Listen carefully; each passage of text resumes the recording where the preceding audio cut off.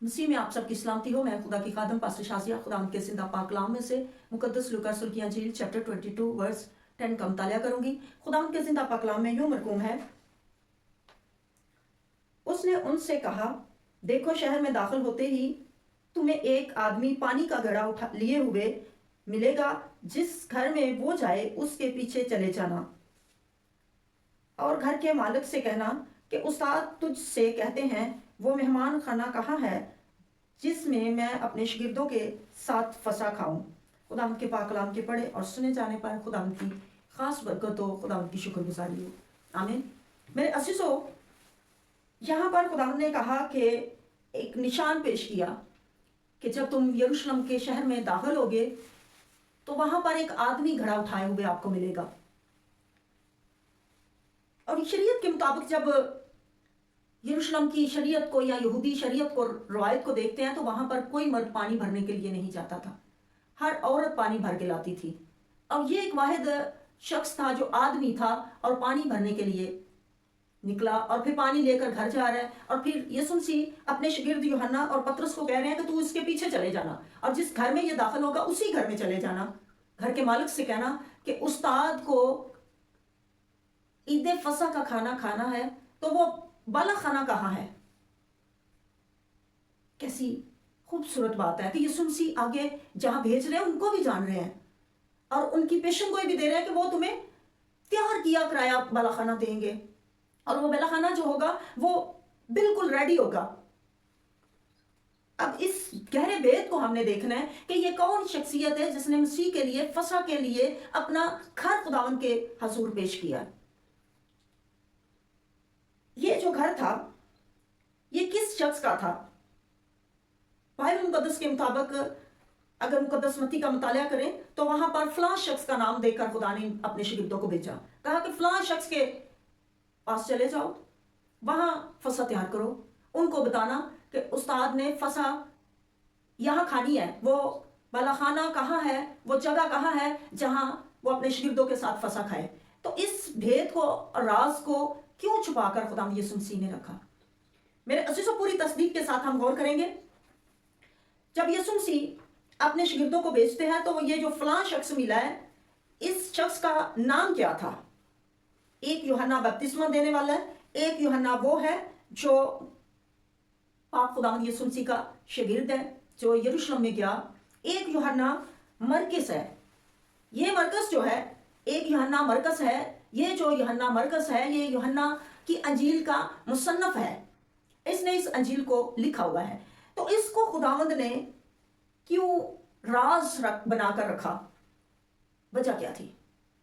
جب یسوع مسیح لازر کے گھر سے یروشلم کی طرف آ رہے ہیں تو میرے عزیزوں، یسوع مسیح کو اس بات کا بھی پتہ ہے کہ اگر میں اس شخصیت کو ظاہر کروں گا تو جو یہودا ہے اس کو ابلیس نے پکڑ لیا ہے، اور اس کے دل میں جو بات چلنی ہے اس کا بھی خداوند کو پتہ ہے، اور یہودا نے میری قیمت لینی ہے اور سپاہیوں کو میرے لیے لے کے آنا ہے، مجھے پکڑنے کا پورا پلان یہودا کے ہاتھ میں دیا گیا ہے، اور یہودا اس کام کو کرے گا۔ اور یہودا ایسا نہ ہو کہ میں اپنے شاگردوں کے ساتھ فصح کھا رہا ہوں اور یہودا وقت سے پہلے یہودیوں کو وہاں لے آئے۔ ابلیس کا کام جو ہے وہ خداوند نے پورا کہیں بھی نہیں ہونے دیا۔ میرے عزیزوں، یسوع مسیح چاہتے تھے کہ میں یہ آخری فصح جو ہے اپنے شاگردوں کے ساتھ بڑے امن اور سکون سے کروں، میں بڑے تحمل سے اپنے شاگردوں کے ساتھ یہ فصح مناؤں اور ان کو اپنے باپ کے کیے ہوئے سب وعدوں کے ساتھ اپنے خون کا پیالہ پلاؤں۔ جو باپ نے نجات کے منصوبے میں کام رکھے تھے، یسوع مسیح ان کو پورا کرنا چاہتے تھے، اس لیے انہوں نے یوحنا کو ظاہر ہی نہیں کیا کہ کہیں ایسا نہ ہو کہ یہودا جو ہے وقت سے پہلے بالا خانہ میں پہنچے اور یہودیوں کو وہاں پر لے آئے، اس لیے اس راز کو راز رکھا گیا۔ اب میرے عزیزوں، اس بیش قیمت گھر کی طرف چلتے ہیں۔ یہ گھر کس کا تھا؟ اس گھر کا مالک کون تھا؟ جیسے کہ کلام مقدس میں لکھا ہے کہ گھر کے مالک سے کہنا کہ وہ بالا خانہ کہاں ہے جہاں میں اپنے شاگردوں کے ساتھ فصح کھاؤں گا۔ اس بالا خانہ کا مالک کون ہے؟ اس گھر کا مالک کون ہے؟ غور سے ذرا اس کو ریسرچ کرتے ہیں، غور سے اس بیت کو دیکھتے ہیں۔ یہ جو بالا خانہ ہے اس کا مالک ایکچولی یوحنا ہی ہے، جس کی ماں کا نام مریم ہے، और ये कौन सा यूहन्ना है? ये वो यूहन्ना है जिसने यूहन्ना की अंजील को लिखा है। ये अंजील मुकद्दस का मुसन्निफ है। इसकी तस्दीक हमें मिलती है मेरे साथ अमाल की किताब आप देख सकते हैं। कलाम मुकद्दस में लिखा है कि जब पतरस को हेरोदिस बादशाह ने पकड़ा, जेल में डाल दिया, तो खुदावंद ने अपने फरिश्ते को भेजकर उसको आजाद किया। तो वो वहां से जेल खाना से जब निकला तो यरूशलेम के इस बालाखाना में आया, उस यूहन्ना के घर में आया जो यूहन्ना मरकस कहलाता है। ये वही यूहन्ना है मेरे अजीजों। ये घर सिर्फ यूहन्ना का घर नहीं था, ये बहुत बड़ा अजीम चर्च बन चुका है। आइए इस घर की चर्ची बुनियाद पर गौर करते हैं कि ये चर्च क्यों बना, इसको चर्च का नाम क्यों दिया गया। ये जो घर था, इस घर में यीशु मसीह ने फसह का खाना खाया। फिर ये ऐसे ईमानदार बंदे का घर था जो यीशु मसीह के साथ बड़ा प्यार करता था, रास्तबाज था। और खुदावंद यीशु मसीह को रास्तबाजों के साथ बड़ा प्यार है क्योंकि वो खुद रास्तबाज है। जब इस घर में यीशु मसीह ने फसह का खाना खाया, इसी बालाखाना की सीढ़ियों पर यीशु मसीह ने ज़बूर गाए, प्रस्तश की। इसी बालाखाना पर जब ईद पेंतिकोस्त का दिन आता है तो यरूशलेम के इसी बालाखाना पर पाक रूहुल कुद्दस ने जुम्बश की और अपने शागिर्दों को रूह से ममूर किया। इसी बालाखाना पर जब पतरस कैद से छूट कर आया, वो भी यहां पर आया। तो मेरे अजीजों, ये घर फिर घर ना रहा, ये उस वक्त के कदीम घरों में से एक घर था जो चर्च कहलाता है। उस वक्त का अजीम चर्च ये कहलाता है क्योंकि जो काहिन थे वो हैकल में खुदावंद की इबादत करते थे, वो हैकल के अंदर कुर्बानियां चढ़ाते थे, तमाम शरीयत के काम हैकल के अंदर किए जाते थे। लेकिन वो शरीयत का वक्त था और वहां पर फजल को कबूल नहीं किया गया। इसलिए जब यीशु मसीह यहां पर ठहरे, उनके शागिर्द यहां पर ठहरे, रूहुल कुद्दस यहां पर ठहरा, तो ये घर घर न रहा बल्कि खुदा की इबादत का बन गया। आमीन। इस घर को खुदावंद ने पाक करार दे दिया, मुकद्दस कर दिया। ये घर मेरे अजीजों उस वक्त का बड़ा अजीम चर्च बन चुका है। यहां से फजल की इब्तिदा हुई है। यहां से खुदावंद यीशु मसीह ने अपने शागिर्दों पर पाक रूह भेजकर ये साबित कर दिया कि मैं अब तुम्हारे अंदर रहता हूं, मेरा रूह काम करता है। अब चलते हैं शरीयत के मुताबिक ईद फसह के दस्तरखान पर। वहां पर कितने प्याले थे और कितनी रोटियां थी। मेरे अजीजों, खुदावंद के पाक कलाम में से पहले तलावत सुनेंगे, फिर हम इस रिसर्च को, इस भेद को सुनेंगे। खुदा पाक कलाम में मुकद्दस लूका रसूल की अंजील चैप्टर 22 वर्स 70 एंड लास्ट 20। कलाम मुकद्दस में यूं मरकूम है, फिर उसने प्याला लेकर शुक्र किया और कहा कि इसको लेकर आपस में बांट लो, क्योंकि मैं तुमसे कहता हूं कि अंगूर का शीरा अब से कभी ना पीऊंगा जब तक खुदावंद की बादशाही ना आले। फिर उसने रोटी ली और शुक्र करके तोड़ी और ये कहकर उनको दी कि ये मेरा बदन है जो तुम्हारे वास्ते दिया जाता है, मेरी यादगारी के लिए यही किया करो। और इसी तरह खाने के बाद प्याला ये कहकर दिया कि ये प्याला मेरे उस खून में नया अहद है जो तुम्हारे वास्ते बहाया जाता है। आमीन।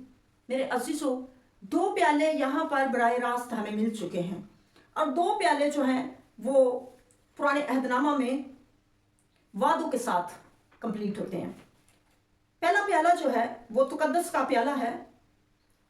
जब कौम बनी इसराइल मिस्र में गुलामी में थी तो खुदावंद ने एक अहद इनके साथ बांधा, ये तुकद्दस का प्याला कहा जाता है। मैं तुम्हें मिस्र में से छुड़ाऊंगा, उनके बोझ के नीचे से निकालूंगा। ये एक अहद हुआ था, यहां पर एक कमिटमेंट हुई थी। ये प्याला अलग किए जाने की अलामत है। और जब यीशु मसीह का खून हम पर छिड़का जाता है, हमारे अंदर उतरता है, तो हम दुनिया से अलग हो जाते हैं, गुनाह से अलग हो जाते हैं। बेशक हमारे कितने ही गिनौने गुनाह क्यों ना हो, हम कितने ही नापाक क्यों ना हो, हम पाक हो जाते हैं, बरगज़ीदा बन जाते हैं, बर्फ की मानद साफ और शफाफ हो जाते हैं। ये गुनाहों से अलग किए जाने की अलामत है और खुदा का ये अहद जो है वो हमें गुनाहों से अलग कर देता है। अब चलते हैं दूसरे प्याले की तरफ। दूसरा प्याला मखलसी का प्याला है, छुटकारे का प्याला है। यहां पर एक वादा हुआ था, मैं तुम्हें गुलामी से छुड़ाऊंगा और अबलीस फराउन के हाथ से निकालूंगा। ये गुलामी से आजाद होने की अलामत है। और ये उस वक्त हुआ था जब, ये प्याला फैसले का प्याला है, ये उस वक्त हुआ था जब खुदावंद ने इनको वहां से निकाला था। कहा कि ये मेरा खून है। यीशु मसीह ने इस प्याले को अपना खून करार देकर इस बात को साबित किया कि अब किसी बकरे या बछड़े की जरूरत नहीं, अब इब्ने आदम अपनी कुर्बानी देगा जो हमेशा के लिए तुम्हें मौत से छुड़ाएगी, जो तुम्हें नजात देगी, मखलसी देगी, जो तुम्हें शिफा देगी, जो कुर्बानी तुम्हें हमेशा की जिंदगी देगी। इस बात को मसीह ने साबित कर दिया। ये प्याला वो प्याला था जो खाने के बाद पिया जाता है, और जो चौथा प्याला था वो यीशु मसीह ने नहीं पिया। तीसरा पिया, चौथा नहीं पिया, इसलिए कि उसने ये प्याला अपनी पाक ज़ियाफत के लिए रखा। खुदावंद ने कहा कि मैं ये प्याला हरगिज नहीं पीऊंगा जब तक खुदा की बादशाही न आ ले। वो मीठा प्याला था, वो पाक ज़ियाफत के लिए रखा गया। उस प्याले को शीरे का नाम दिया गया, अंगूरों की ताजा शीरा कहा गया। यह ज़ियाफत का प्याला है। मेरे अजीजों,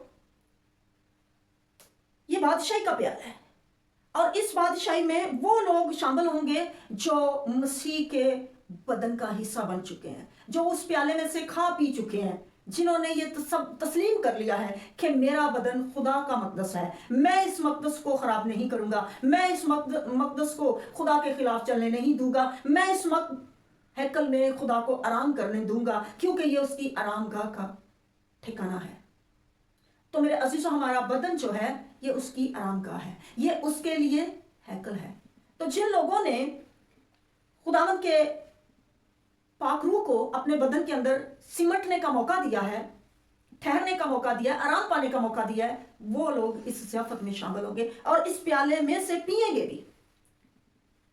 ये मेरे अजीजों चौथा प्याला है जो ज़ियाफत के लिए खुदावंद यीशु मसीह ने अपने हाथों पे उठाए हुए रखा है। अभी हमें इस चीज को समझने की जरूरत है कि वो जो 3 रोटियां थी, जो टेबल पर 3 रोटियां रखी जाती थी, उनका किस चीज के साथ ताल्लुकात है। जब शरीयत के मुताबिक 3 रोटियां रखी जाती थी तो उनको समझा जाता था, शरीयत के मुताबिक जो वहां के यहूदी काहिन थे वो मानते थे इस बात को कि ये अब्राहम, इसहाक और यकूब हैं। जब इसको तस्लीस में देखा जाता है तो ये बाप और बेटा रूहुल कुद्दस हैं। आमीन। और फिर दरमियानी रोटी का तोड़ा जाना, उस रोटी को तोड़ना, फिर उसका एक टुकड़ा छुपाना, फिर दोबारा निकालना, किस बात को जाहिर करता है, किस बात की अलामत है? आए गौर करें। जो दरमियानी रोटी तोड़ी जाती है वो मसीह की अलूहियत को साबित करती है कि वो तोड़ा जाएगा, और जो छुपाया जाना है वो जाहिर करता है कि वो दुनिया से छुपाया जाएगा, उसको दफन किया जाएगा। और जो जाहिर होना है वो इस चीज की अलामत है कि वो 30 दिन मुर्दों में से जी उठेगा और 40 दिन अपने शागिर्दों पर जाहिर होता रहेगा। आमीन। खुदावंद आज के पाक कलाम के वसीला आपको बहुत बरकत दे। मुझे इसी के साथ इजाजत दें। आमीन।